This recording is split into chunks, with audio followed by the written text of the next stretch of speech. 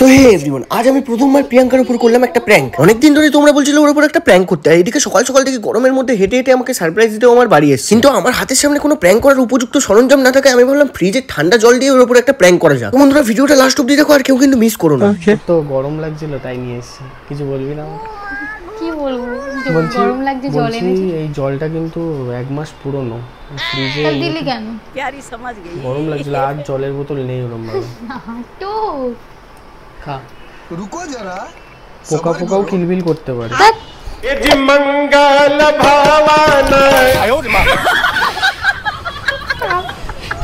দেখো বন্ধুরা, এই প্র্যাঙ্কটা ওর উপর আমার ফার্স্ট টাইম ছিল, তো আমি নার্ভাসের সাথে সাথে একটু ভয়ও ছিল। ম্যাডাম রেগে গিয়ে কি রিয়াকশন দিতে পারে, সত্যি বলতে খুবই রেগে গেছিল। প্লিজ বন্ধ কর অন্তত। শোন না, দেখ মাজা নিয়ে এসেছি যাতে তোর রাগ ভেঙে যায়। মাজা নিয়ে এসেছি। গাইস, কেমন লাগলো প্র্যাঙ্কটা অবশ্যই জানি। এইসব প্র্যাঙ্ক আমার সাথে করবি না অন্তত। ঠিক আছে, লাইক শেয়ার সাবস্ক্রাইব বলে দে।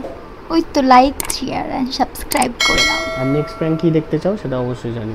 কেন?